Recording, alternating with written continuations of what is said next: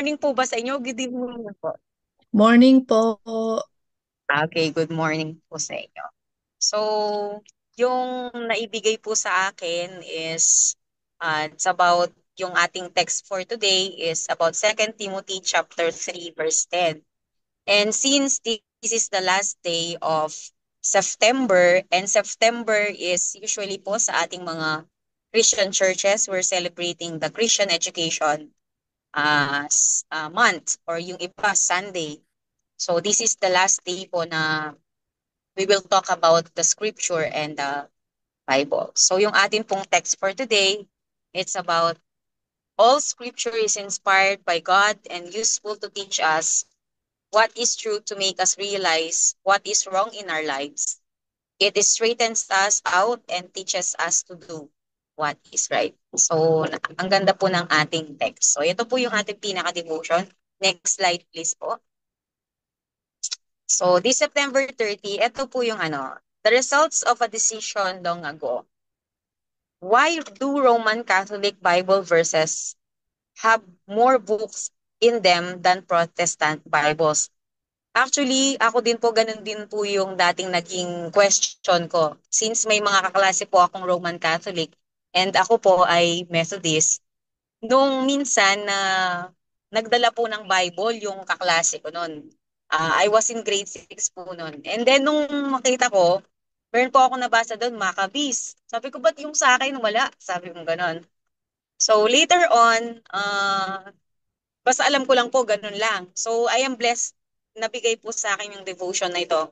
At nalaman ko kung bakit. So next slide po.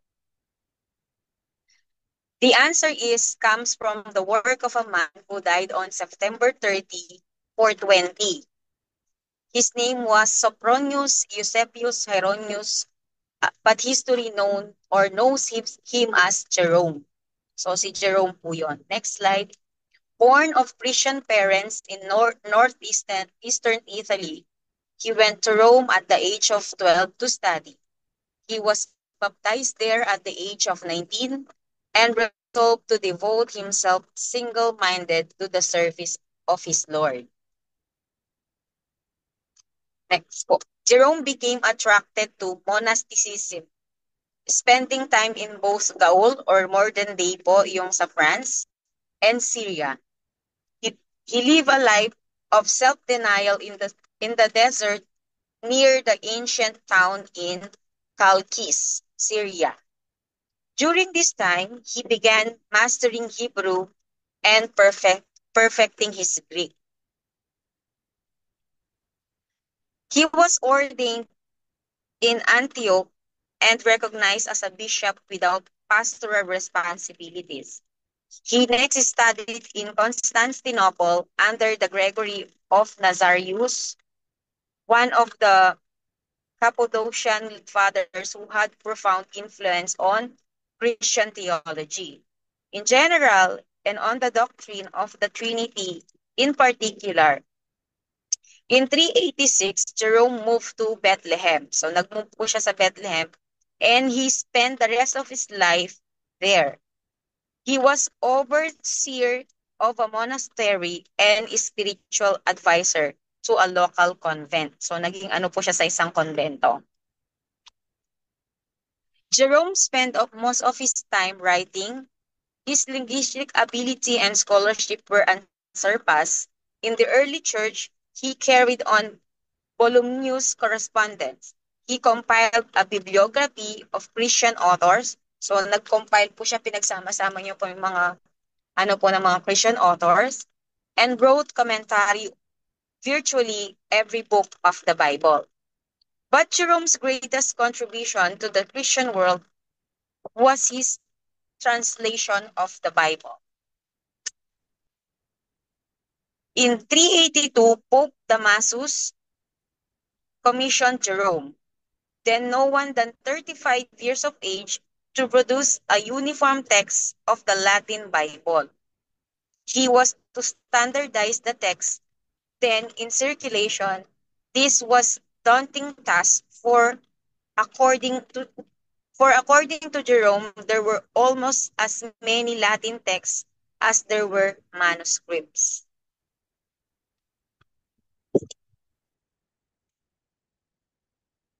Nawala po yung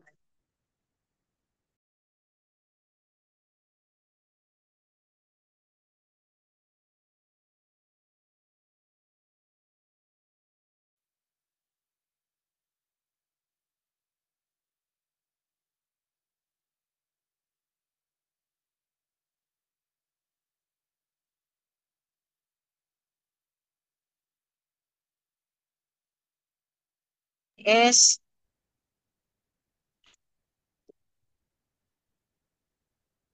Jerome spent most of his time writing. His linguistic ability and scholarship were unsurpassed in the early church. He carried a voluminous correspondence, compiled a biblical bibliography authors, and wrote commentary on virtually every book. But Jerome's greatest contribution to the Christian world was his translation of the Bible. So, nag-translate po siya sa ano po ng sa Bible. And then in 382, nasabi ko na po kanina, she was commissioned as he was commissioned by the Pope Damasus. Jerome first translated the Gospels and then the rest of the New Testament, although others may have hand in the translation of Acts to Revelation. And then Jerome next turned to the Psalms, producing three successive translations. Tapos ito pa po. The second one was based on the Greek translation of the Hebrew Old Testament called the Septuagint. This translation of the Psalms became the standard Latin version from Jerome's day to the present. Between 390 and 404, Jerome translated the rest of the Old Testament into Latin. So, translate niya po into Latin. In addition to the 39 books of the Hebrew Old Testament, Jerome also translated 14 Jewish religious books that the translator of the Septuagint had also included. These 14 books were never part of the Jewish Bible and were called the Apocrypha, which came to mean spurious or not genuine or genuine. Even though Jerome included the Apocrypha with the Old Testament, as the Septuagint had done, in speaking of the 39 books of the Old Testament, he wrote anything outside of this must be placed within the Apocrypha, the non-canonical books. In other words, Jerome saw a definite distinction between the 39 inspired books and the Apocrypha. Jerome's translation became known as the Vulgate. So, at, at the time of the Reformation, the Pope called the Council of Trent to attempt to stem the tide of Protestantism. Therein attempt to differentiate the Roman Catholic Church from the Reformers. The council declared the Latin Vulgate, including the Apocrypha, to be authoritative Bible in the matters or in matters of doctrine, while the reformers recognized only the New Testament and the original 39 books of the Old Testament. So hindi po nila in-include yung Apocrypha. Whereas Jerome had included the Apocrypha in the Vulgate as an inspired book, the Council of Trent declared them to be inspired. And so, difference between the Roman Catholic and the Protestant Bible was formed. So, ganun po yung nangyari. So, nagkaroon po ng distinction dun sa Bible ng Roman Catholic compare po sa atin mga Christian or sa mga Protestant that time. So, for our reflection, ito po yung tanong. What difference does it make which books are in the Bible? How important that our Old Testament is the same as of the Jews? When Jesus and the New Testament writers spoke of the Old Testament as authoritative, why is important to know which books they were referring. So yun po yung ating reflection for today. Thank you po.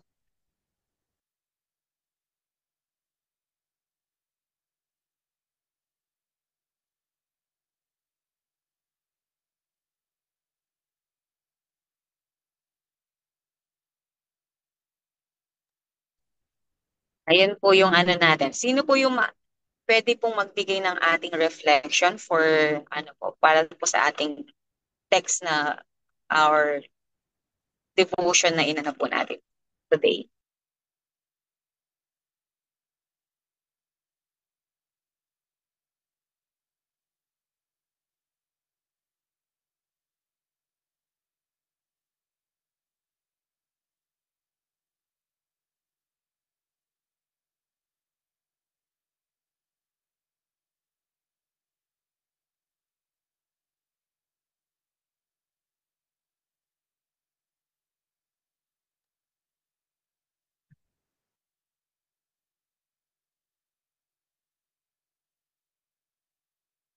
Hello po. Sino po yung gusto pong mag-share? Patulong po ako. Pastor, Pastor Jenny Lynn, pwede pong patulong. Ano po yung reflection niyo po dito? Maririnig po ako? Po, Hello? Pastor. Salamat po, Mar- Pas. marinig po? Opo, naririnig po. Ay, salamat. Sana po. Kasi ano ako ng tawag dito, ng marinig pala pag may may tawag dito.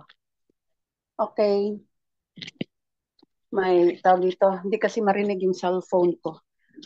May headphone. Okay na po. Naririnig po. Okay. Okay, so yung reflection ko po dito sa binasa nyo po, yung apocryphal books po kasi, yan po ay hindi po kasama sa tawag dito, in-inspired. So sinulat po 'yan noong time na wala na po, stop na po yung revelation po ng ating Panginoon. Kaya dito, what difference does it make which books are in the Bible? So ang Bible po kasi according to 2 Timothy 3:16, the Bible is inspired. So while the apocryphal books po, hindi po siya in-inspired. At the same time po, yung binasa niyo po kanina na naging author po nito ay hindi rin po siya, uh, wala po siyang authority na sumulat. That's the reason why na ang apocryphal books po ay lahat ng mga content po niya dito ay nagiging tawag dito conflict po sa inspired book na 66 books po. Yan po ang kadahilanan na hindi po pwede nating pagkuhaan ng tawag dito ng basihan itong apocryphal books yung dagdag na kanilang sinulat dahil ang inspired ang tawag dito na sinulat ng ating Panginoon sa pamagitan ng mga ng 40 authors po ay yung Bible po from Genesis to Revelation. Yan lamang po ang sabi ko po dito. Salamat po, Pastor. Sino pa po?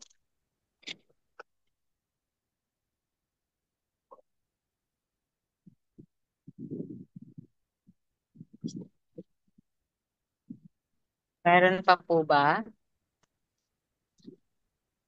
Ako po, sige po, bago ko po bigay kay Ate Sinet yung para sa prayer time po natin. Um, yung Bible po no, kumbaga po, yung sanctity niya, yung kanyang, yung mensahe, yung mga bawat teksto na nailagay sa Biblia, ay tunay nga na kinasihan po ng Diyos. Kumbaga, hindi lang siya basta-basta libro. Hindi katulad ng mga na libro ngayon na pwedeng mawala sila sa uso, obsolete. Pero yung the Bible po, yung Bible na meron tayo, from the very start, na kahit hindi pa tayo napanganak sa mga kanon noon, etong Bible is palagi po siyang hindi siya pwedeng mawala sa uso. Palagi siyang nandyan, palagi siyang yung message niya, kahit nasulat siya ng ilang ilang libong taon na or nakakaraan, yung mensahe ng Panginoon ay nangungusap pa rin po sa panahon po nating ito. So, yung Biblia ay sa sarili ko pong ano no, yung Biblia ay talagang ano po natin siya guide na lalo tayong ma-inspired na sundin yung kagustuhan ng Diyos at magiging inspirasyon natin yung pagbabasa ng Bible na makakatulong sa atin para mas strengthen yung faith natin. Not only dun lang sa isip, but ma-exercise natin siya every day. Kung ano yung nababasa natin, maaaring minsan maranasan natin siya in our actual life. And then dahil we're reading the Bible, because this was inspired by God, para ito, merong ganito sa Bible ako, ito yung kanyang naging karanasan. Oh, nalagpasan niya. Si Jesus nalagpasan niya yung ganitong karanasan. So, kumbaga po, mas lalong magiging malalim pa po yung relasyon natin sa kanya. Ganun po siya. So, nawa po, itong atin pong pinag-aaralan na ito, ang ating devotion ay makadagdag sa atin ng hindi lang karunungan, kung hindi katatagan ng pananampalataya at mas lalo po natin ma-appreciate yung Bible. Hindi lang po dahil sineselebrate natin siya in a particular month, but everyday po ng buhay natin. Thank you po, Ate Finet.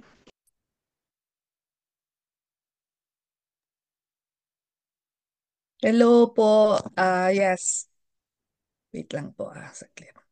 Thank you Kain na. po. Thank you, Diconis Zona, for... Welcome po. Ano ba to? Bakit? Wait lang. Ayun. Um, praise God for this very enlightening sharing po ng salita ng Panginoon. And indeed, we are so blessed that every day po, we are learning something new or being reminded of things that we already know para po mas higit na ma-strengthen yung atin pong kaalaman, pangunawa sa salita ng Panginoon at yung mga bagay-bagay na that is surrounding the Holy Scriptures of God. So, sige po, kung wala na po bang mga sharing, thank you din po sa mga reflection and sharing, or meron pa po bang nais pong magdagdag bago po tayo bago po natin hilingan si Sister Marisa to facilitate us po sa atin pong prayer time. Every Monday, siya po yung group leader ng Monday group. So ngayon po ang atin pong ginagawa, yung mga group leaders ng bawat araw, sila po yung um, um, tinatap natin or yun po yung nililid ng Holy Spirit na to also allow them to lead our prayer time. So, kung wala na po, kung meron pa po ba, raise lang po kayo ng hand o mag-unmute lang po if there's anyone who wants to reflect, share their reflection. Ah, Good afternoon Yan. po. Pwede Po, po go akong ahead po. hindi ko po naabutan yung simula ng ano, ito lang po naabutan ko yung last na yung about sa Bible. So napakaganda po ng ano ng kumbaga yung Bible po ay salita ng Diyos na matatawag natin yan yung pagkain ng ating spiritual life. Katulad po ng ating katawan, 'di ba? Physical body ay pinapakain natin ng mga masasarap na pagkain. 3 times a day with merienda pa, kung minsan may midnight snack pa bago matulog. So itong Bible na ito yung pagkain ng ating buhay na pag hindi natin pinakain ng ating spiritual life ay talaga namang parang nanghihina tayo, 'di ba? Parang yung ating pananampalataya ay parang yung bang konting ano lang ay parang mahina, talagang weak talaga. Katulad ng body natin, pag hindi natin pinakain, mahina. So itong salita ng Diyos, ito yung nagbibigay kalakasan, nagbibigay lakas sa atin at mas lalo yung ating faith sa Panginoon ay nag increase at ito yung nagpapaalala sa atin, ito na nag-encourage sa atin. Di ba po, kung minsan pag meron tayo yung parang mga may kabigatan tayo sa buhay na parang nanlalamig tayo spiritual. Pag nagbasa tayo ng Bible, talagang bumabalik yung init, yung apoy sa ating puso. Na bumabalik yung in love natin sa Panginoon. Kasi kaya nga, napakasarap po talaga. Kung baga nga, ang kalabaw nga po, pag kumakain ay ninanamnam niya ang ano yung kanyang kinakain. So, ganun din po yung salita ng Diyos. Pag ninanamnam po natin ang salita ng Diyos, ay sobrang sarap po. Napakatamis ng salita ng Diyos ay talagang mai-inlove po talaga tayo sa Panginoon. Sa akin po kasi sobrang napakaano po kasi yung sa sarili ko po talagang napakasarap po talagang ma-inlove sa Panginoon. Kaya nga po sabi ng iba, bakit parang itong ano na to, parang akala mo parang wala siyang problema. Hindi nila alam na marami tayong problema. May mga problema din tayo pero hindi nila nakikita. Kasi nga dahil sa salita ng Diyos na nandito sa akin na nagbibigay kalakasan na kahit na halos talagang lugmok na tayo sa problema pero meron tayong kalakasan, meron tayong ngiti sa labi dahil sa salita ng Diyos na ina-apply natin sa ating buhay. Hindi lang natin binabasa, kundi ina-apply natin po sa ating buhay. Kasama na po yung prayer na yan po yung vitamins ng ating faith habang tayo ay lumalakad no dito sa mundo habang kumbaga habang tayo ay namumuhay bilang mga anak ng Diyos. So ayan lang po ang aking ma-share sa tanghaling ito. Maraming salamat po. Amen. Praise God. Maraming salamat po, Pastor Annaliza, for that sharing. Very inspiring, encouraging. Sige po, Pastor Rory. Nag-unmute po yata kayo, Thank you po. At sige po. Magandang umaga po sa ating pong lahat. Ang apokrypha po at ang abstract ng canonizing ng Bible ay talagang dito pa lang nakikita ho na natin yung differences. First, yung na-canonize po ng Bible is under for the Jews and the Protestants. But the Apocrypha was being included time of the Roman Catholic Church. Kung babasehan po natin yung dalawang version na po na yon, mas nauna ang Jewish because he is the first na kung saan nakakilala na may Diyos at doon ibinigay ang bawat utos ng ating Panginoon, ng ating Diyos sa Israel o sa mga Jews down to the people. But when the Roman Catholic Church was being born, na kung saan ay nag-add po sila, ay sila yung nagbigay ng atin. Dito ho natin makikita sa sa binasa o sa nilid ni Diconizona was being added by the Roman Catholic Church named by Jerome. But this Apocrypha was not accepted because of the writings is late. At bakit po siya late? Because it's not under the Jewish translation but only a search for a people o nag-search ang people na ang taong ito na si Jerome para ipakita na ang ginagawa ng Romanong Katoliko ay nasa basihan ng salita ng Biblia. But kahit na po saan man may papaliwanag ang mga inad ng mga Roman Catholic Church ng ating mga kapatid, pinapakita pa rin doon yung mga kamalian na ginagawa ng tao, how they worship God and how they worship other gods. So kaya nga po na kung titingnan natin on the biblical literature as being determined was not truly inspired by God, all the apocrypha or what's the books was being added of the Roman Catholic Church because on the Jewish translation, on the Jewish that being right, because that is being experienced by the work of God, by the Spirit. Kaya nga po, ang only the books of the Old and Testament. So kung inyong titignan po, nasulat ang ang apokripa sa gitna. Kumbaga talagang inan lang po nila ng mga Romano Katoliko ang ibang mga books na to. And I thank God na kung saan ay pinapakita sa atin kung ano yung totoong ah, salita at totoong karanasan ng ating mga ninuno sa pananampalataya.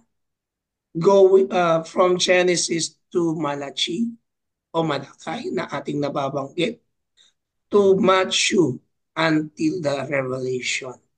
Because that area or all that books was truly experienced the work of God and not in other books was being added. So, yun lamang po mga kapatid. So, dito ho natin talagang kailangan po nating magbibigay ng isang ah, inspirasyon lalo. Kaya kapag nating nag-a-add tayo ng mga salita ng Diyos sa kanyang mga libro, sa kanyang mga binabanggit o karanasan ng ating mga ninuno sa pananampalataya, doon po natin mas lalong napapatibay magmula sa matandang tipan hanggang sa bagong tipan. Why? Because God came, God created, and truly man experienced His mighty work sa ating pong buhay. So, yun lamang po, mga kapatid kay Kristo Jesus. Amen, amen. Praise God. Maraming salamat po, Pastor, for that additional knowledge po, understanding para po sa mga bagay-bagay na ito surrounding the writing, the compilation of our of the Bible na atin pong binabasa araw-araw, atin pong nagiging basihan sa atin pong pang-araw-araw na pamumuhay bilang mga anak ng Diyos. Okay, so sige po, kung wala na pong mga karagdagan, Ate Pinet. yes po, go ahead po. Yes, good morning po. Magdagdag lang din ako about sa Apocrypha, no? Sa pagkakaalam namin, kasi nga nag-aaralan din namin, ah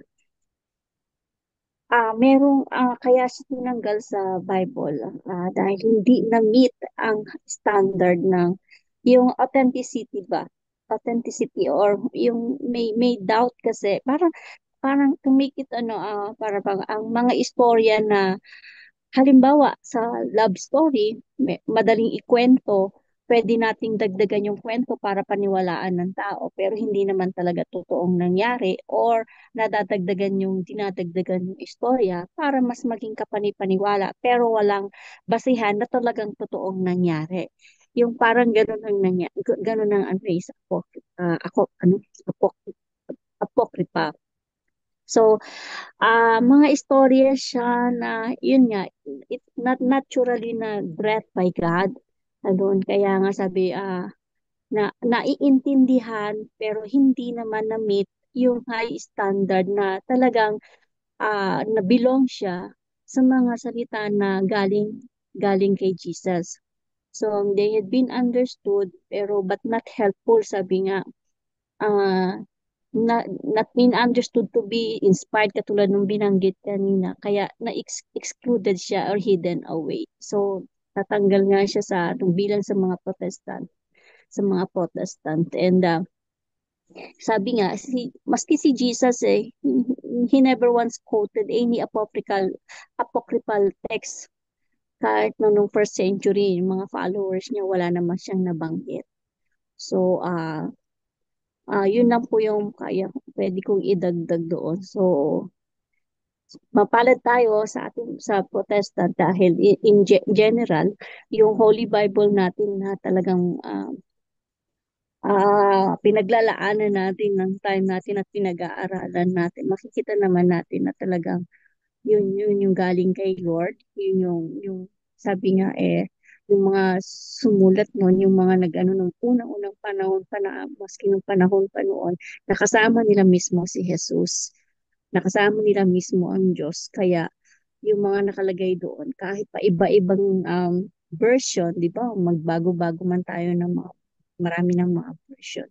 Nakikita natin kung paano natin binabasa. But then, yung meaning nun, kailangan talaga na may discernment tayo and then filled tayo ng Holy Spirit para mas maintindihan natin kung ano talaga yung gustong sabihin o ipahatid sa atin. So, yun lang po. Wow, amen, amen. So, sige mga kapatid, talagang ah, tayo ay mapalad na nagkakaroon po tayo ng ganitong mga pagsasama-sama.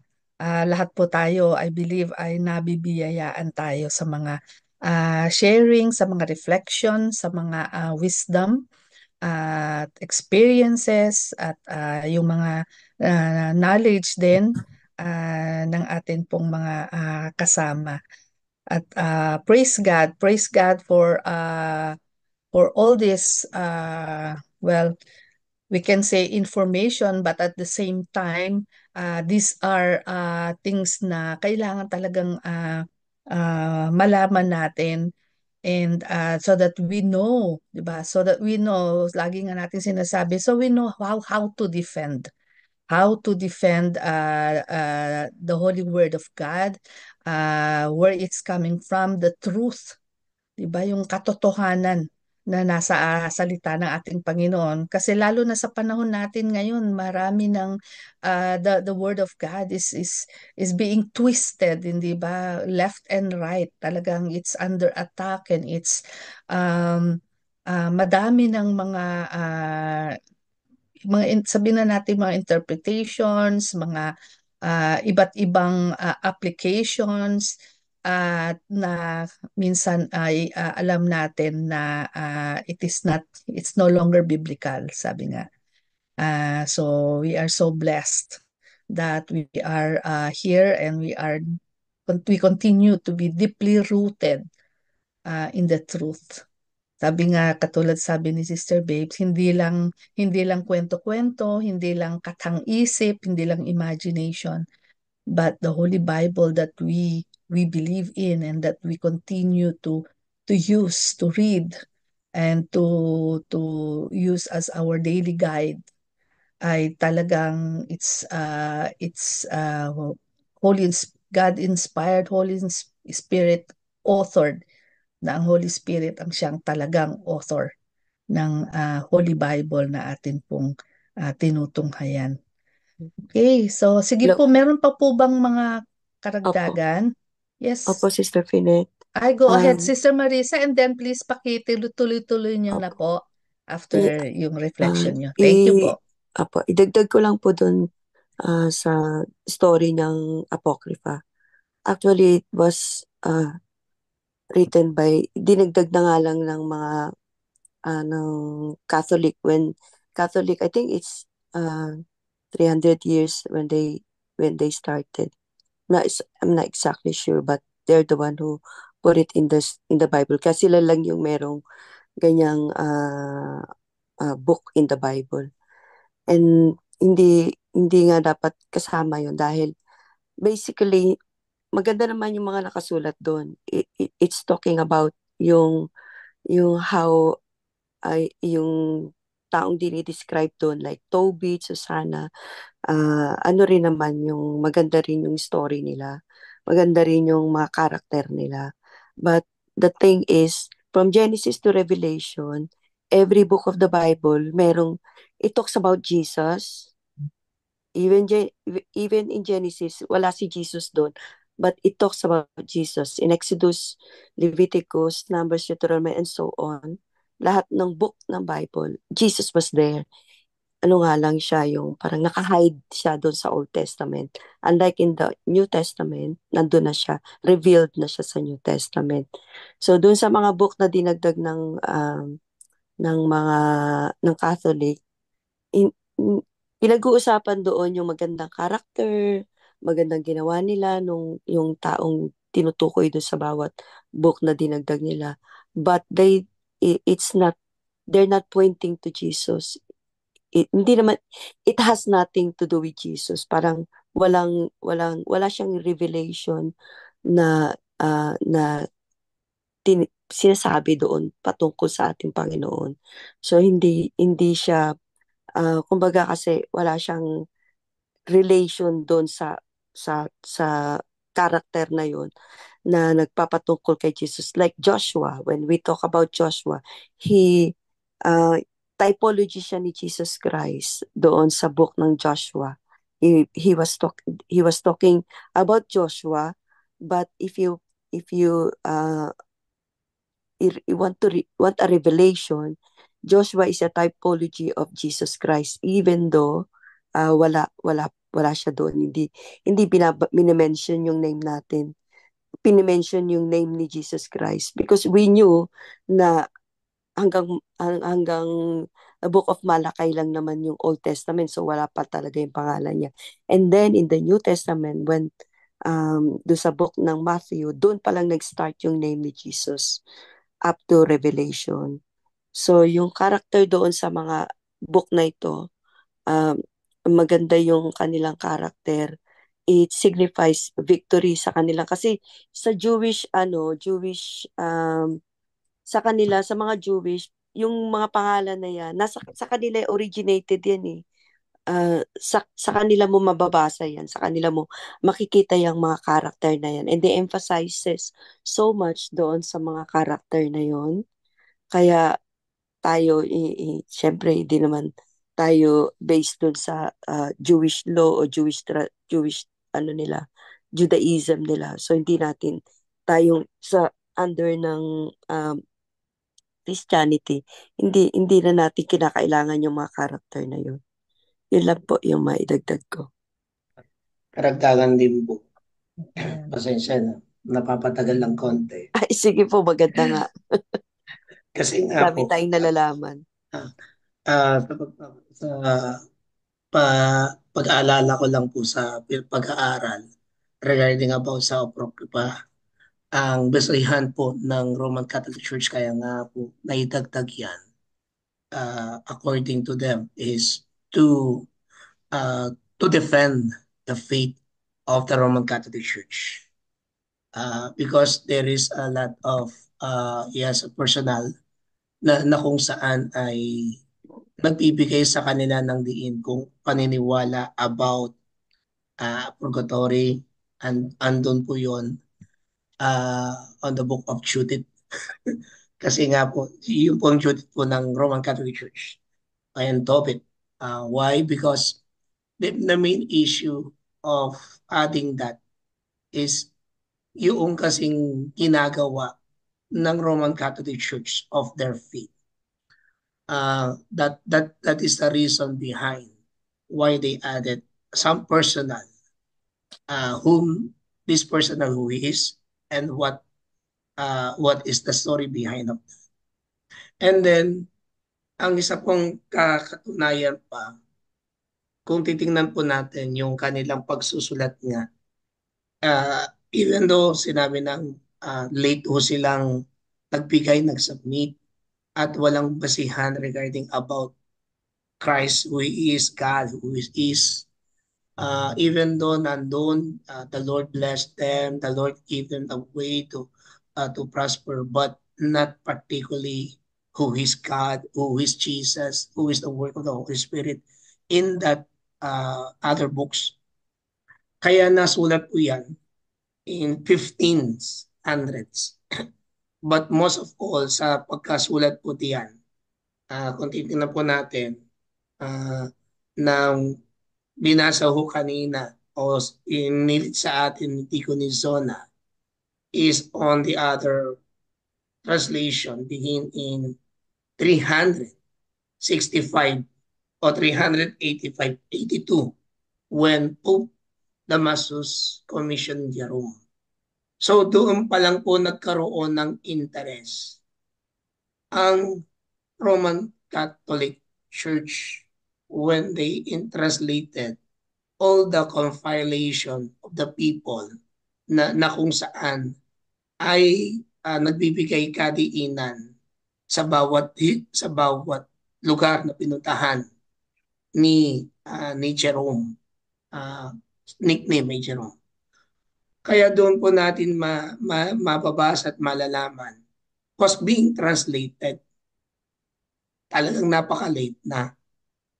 And at hindi lamang siya late, talagang hindi mo talaga emphasis what God did to this person. Hindi katulad ni Joshua, hindi katulad ni Moses, at hindi katulad po ng ilang mga prophets na talagang what God did to the nation of Israel. But kung ano yung ginawa ng taong ito, pero there is no as such a personal interaction or intervention of God sa book ng tinagdag ng Roman Catholic Church. So that's why I'm gladly and proud that our forefathers in faith, especially yung Protestant, they really stand the books what God gave to our forefathers and our forefathers who first experienced God in their life. So yun lamang po. Kaya maraming libro. Ayan, dadagdag ko na rin po. Kahit po ang libro po ng Mormons is not being inspired by God. He was being seen by Joseph Smith na tinatawag nilang prophet. At kung babasahin po natin yung libro po ng Mormons, ay they are being added. They are being only added para ipagtanggol ang kanilang paniniwala as such a religion. So, yun lamang po. Sabi po, basahin ko na to para magkano na po si Pastor Janeline. At the same time, apocrypha means veiled secret. Ayun. Or close. Sarado, tandado, and the monstrous Christendom reject this book of 14 books that added in the Bible. So, ang sabi po nila, they were written in 400 lines. So, tingnan po ninyo. Pero kung titingnan po natin, yung ating pinag-aralan kanina, ang naunang nag-study. 400 years po. 400 years. Nagkamali 400. lang. Okay po. Kung titingnan po natin, yung pong nag-translate po talaga na si Jerome, nating napag-aralan kanina, siya yung kauna-unahang nag-translate ng books na ito. But, it's not, inamin din naman niya, it's not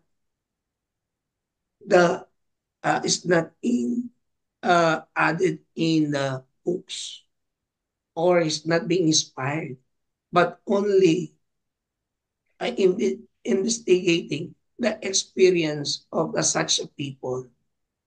So yun lang, mga kapatid. Thank you, Pastor Chenelit. Ibigay ko na po kay Ate Marisa. Sige po, patuloy po tayong manalangin. Although I don't have the, Sister Finet, yung order ng ating prayer blast. 1 second lang. Wait lang po. Wait lang. Sige po, share ko po.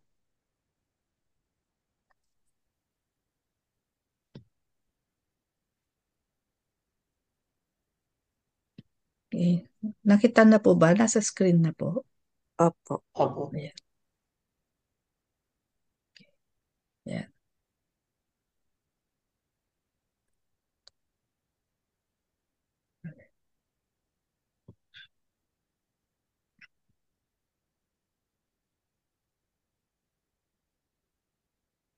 Sige po mga kapatid, manalangin po tayo. For a minute, let's devote ourselves in prayer for those people who are written in the screen. Kung meron kayong gustong idagdag na mga kasama natin na dapat nating isama sa prayer or one of your family members, I invite everyone to pray for them. Ano man yung mga specifics ng mga kasakit nila. Let's mention itong mga name na to. Maganda po siguro, no? So let's pray mga kapatid. Hallelujah. Praise God. Hallelujah. Thank you, Lord. Yes, Father Thank you, God. Jesus. Heavenly Father, we thank you for this morning that we have this opportunity to live up to our brothers and sisters who are sick right now and was suffering from this kind of infirmity. We pray for your protection against any disease that is coming to their body, O Lord. And Lord, you said in your word that you sent your word and you heal them and deliver them from any distractions dito sa mga sakit natin. And wherever this sickness is before their body, we pray for your healing touch. Your power to restore them to total health. We lift up to you, Brother Haji, Brother Elvis, Sister Conchita, Sister Zemi, Brother Eder, Sister Edeline, Sister Sheila. Lord, thank you for healing them and giving them complete health and perfect health. So all us know that any sickness, Lord, in their body, Lord, heal them, O God. And Sister Ruth, Lord, Sister Romualda, Brother Benji, Brother Herman, Sister Iris, Sister Valerie, Lord. Na siyang magbibigay, Panginoon, ng advice sa akin, Lord. Pamamagitan niya, Lord, galing sa inyo. In Jesus. Ganun na rin po si Brother Virgil, Lord, na asking for prayer sa kanyang ultrasound and CBC this coming week, O Lord. Yes, that the result we find negative. Lord God, Jesus. right now. Thank you for your divine intervention. Kung ano man itong mga sakit na ito that is affecting our brothers and sisters' body. Lord, you said in your word that you suffered and died for us so that we be healed. And by your stripes, we are healed, O Lord God. And we lay claim to that heritage of healing sa aming mga kapatid na ito.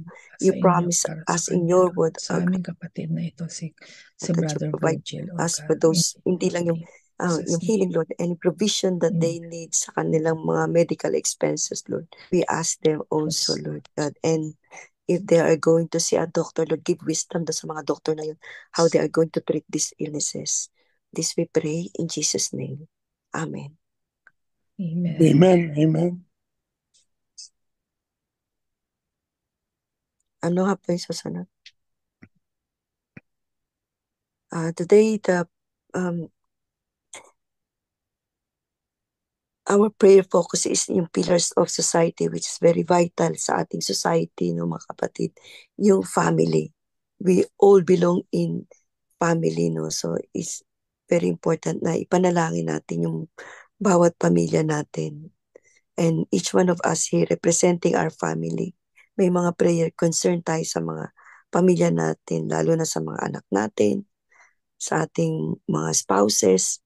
So let's pray for those individuals na alam natin mahalaga, lalo yung hindi naman sila nalayo sa Panginoon, but I think they're not too interested sa pagsama sa simbahan.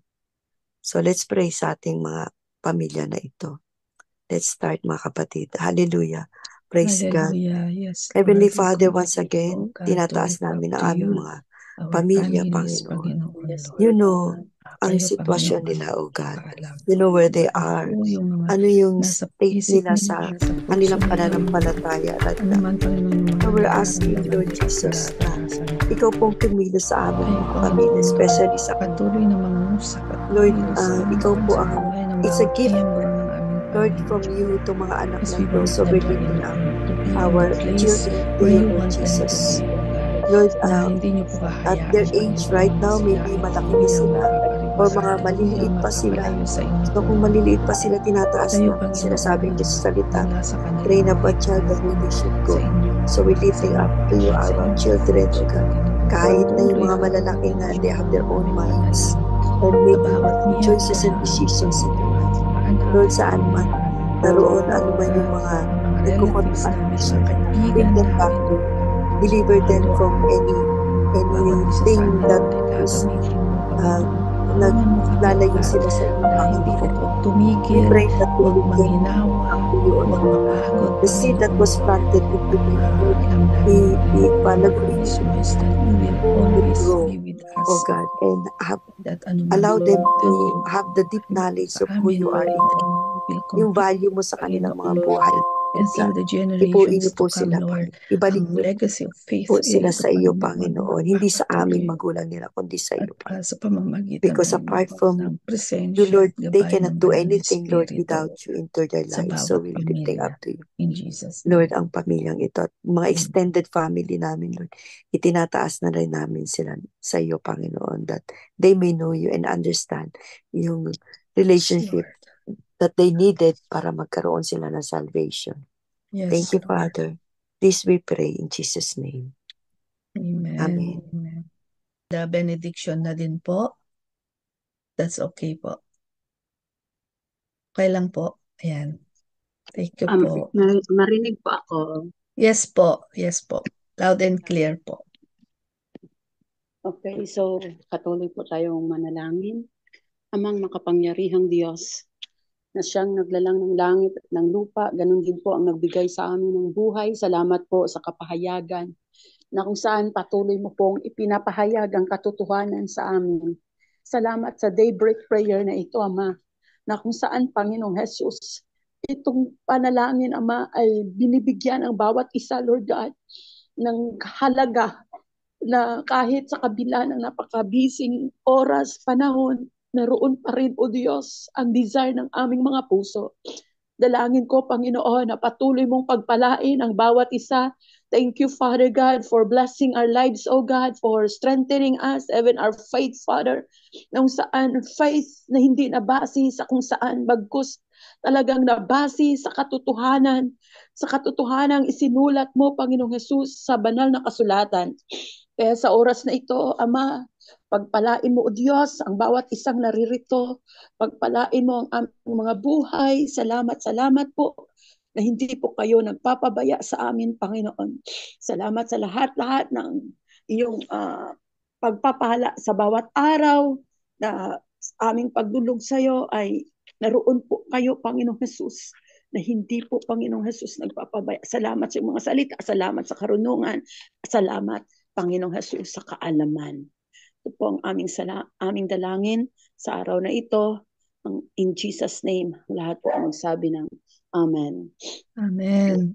Dako po tayo sa benediction. Hallelujah.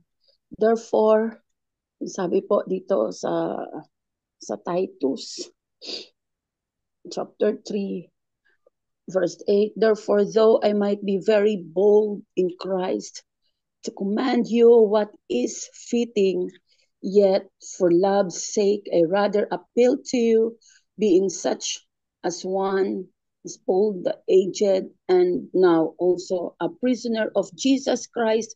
I appeal to you for any son once Amos, whom I have begotten while in my chains, who once was unprofitable to you, but now is profitable to you and to me.